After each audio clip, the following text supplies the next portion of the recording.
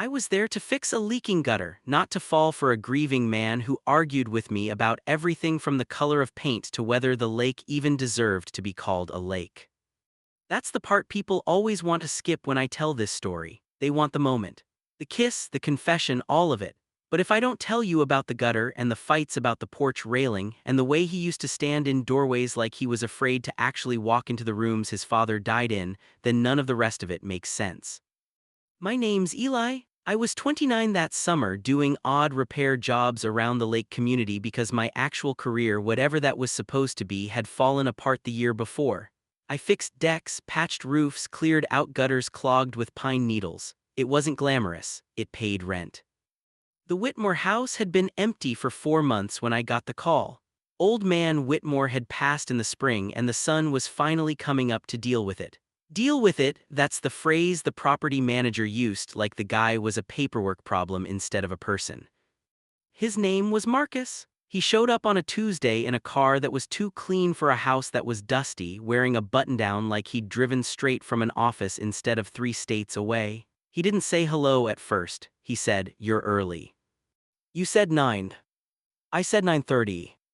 I hadn't. He had. I let it go because that's usually easier and also because something about the way he said it, fast, clipped, like he needed to win something small before he could deal with anything big, told me this wasn't really about the time.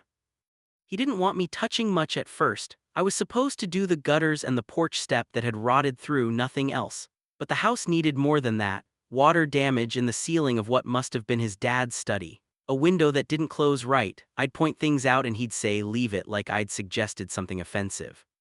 "You're going to sell it anyway," I said the second day, mostly to myself.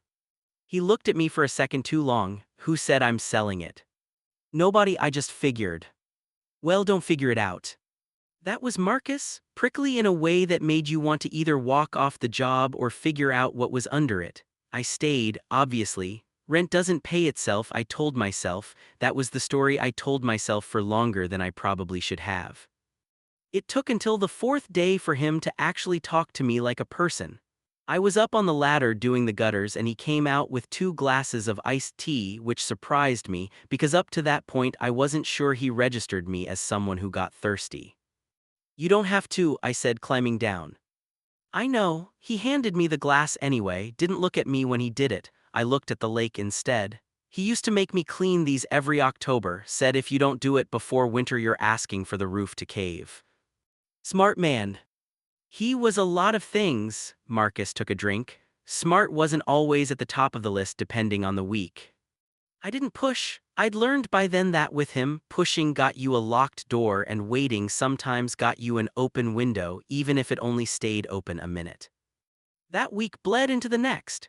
He kept needing me for one more thing: the dock, the fence, a leak under the kitchen sink that any plumber could have handled in 20 minutes but somehow took me 3 visits because I wasn't in a hurry, and if I'm honest, neither was he. We started eating dinner on the porch some nights. Nothing planned. He'd say there's more pasta than I can eat, like it was an inconvenience I was helping him solve. I'd say sure, like I was doing him a favor. We were both lying a little and we both knew it, and neither of us called the other one on it. He talked about his dad in pieces, never a whole story at once. One night it was, he taught me to fish off that dock and got mad when I cried because the fish was still moving. Another night, out of nowhere, while we were just sitting there not talking, we didn't speak for 2 years before he got sick. I want you to know that, in case you're picturing something nicer than what it was. Why are you telling me that? Because you keep looking at me like I'm sad about losing someone I loved without complication. I wasn't. It's messier than that. Okay, I didn't know what else to say. Thanks for correcting the record. That got the smallest laugh out of him, first one I'd heard. It did something to my chest that I chose to ignore for a few more days. I want to be honest about the parts that weren't romantic because most of it wasn't, not for a long stretch. There was a night he snapped at me over nothing. I'd moved a box of his father's tools to get to a busted pipe and he came in and saw them out of place and just lost it. Not loud, worse than loud, quiet and mean. "Don't touch his things, you don't get to touch his things." I needed to get to the pipe, Marcus. "I don't care."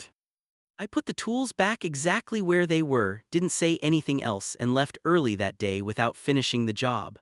I remember sitting in my truck in his driveway for a solid 5 minutes before I could make myself drive off because I was more shaken by how much it had hurt than I wanted to admit. He called 2 days later, not to apologize exactly. Marcus didn't really do straightforward apologies, but close enough. "The pipe's still leaking," he said. "I know, I fixed the part I could get to." Silence on the line, then I was out of line about the tools. "Yeah, you were. I'm not good at it." He stopped, started over. "My therapist says I do this thing where I protect stuff that doesn't need protecting because I couldn't protect the thing I actually needed to." I sat with that for a second. That's a very therapeutic thing to say. I know, I hate that it's true. I went back the next day, fixed the pipe. He made coffee badly, too strong, like he'd never once measured anything in his life, and we drank it anyway, sitting on the back steps looking at the water. "I used to hate this lake," he said. "Now I don't know how I feel about it. I think that's the whole problem with this whole house. I don't know what I feel about any of it." You don't have to know yet. That's not very reassuring. It's not supposed to be reassuring, it's supposed to be true.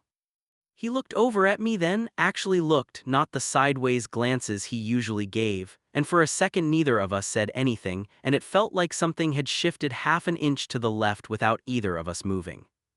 I told myself it was nothing. I was very good that summer at telling myself things were nothing.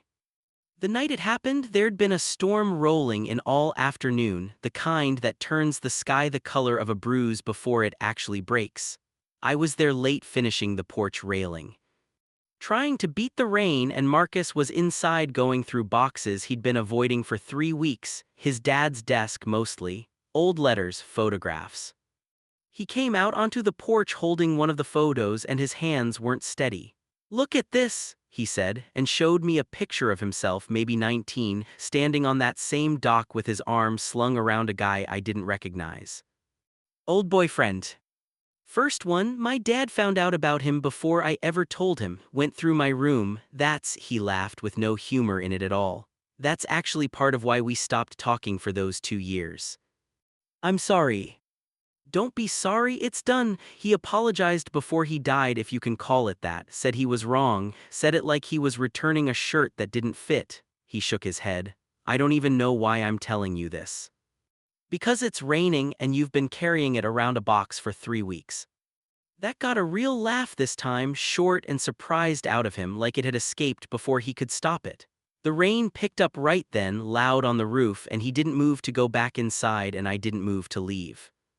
"Can I ask you something?" he said, and his voice had changed, gone quieter, less armored than I'd heard it. "Sure." "Why do you keep coming back? The gutters were done 2 weeks ago, you know that, right? There hasn't been an actual reason for you to be here since then." I didn't have a clever answer ready. That surprised me more than the question did. "I don't know," I said, which wasn't true, and he knew it wasn't true, and I think that was the moment we both stopped pretending. He stepped closer, not dramatically, just a normal step, the kind you take to hear someone better over the rain, except it didn't stop where a normal step stops. "Eli." "Yeah. I'm gonna do something and you can tell me to stop." I didn't tell him to stop. That's the part people always ask about afterward, like there's some cinematic explanation, some perfect line. I said. There wasn't. I just didn't move, and he leaned in slow enough that I had every chance to step back, and I didn't take it.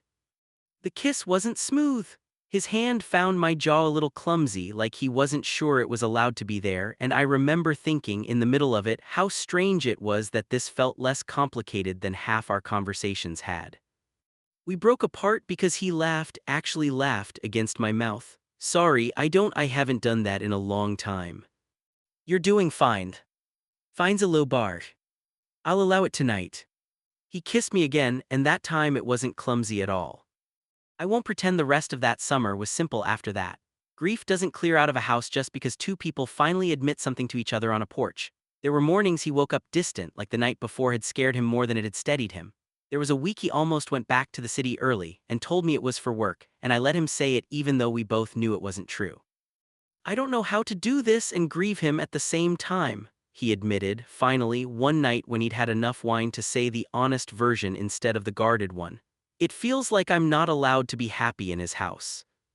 Maybe the house doesn't get a vote." Everything in this house has a vote, Eli, that's the whole problem. I didn't have an answer for that, some things you can't fix with a ladder and a caulk gun. What I can tell you is what happened at the end of that summer because people always want the ending, even the messy kind. He didn't sell the house, he also didn't stay in it, not permanently, not that year. He went back to the city to finish out a lease and a job he said he needed to leave properly, not in a panic. And I stayed in the lake town doing the same odd jobs I'd always done, and for 2 months it looked from the outside exactly like nothing had happened at all.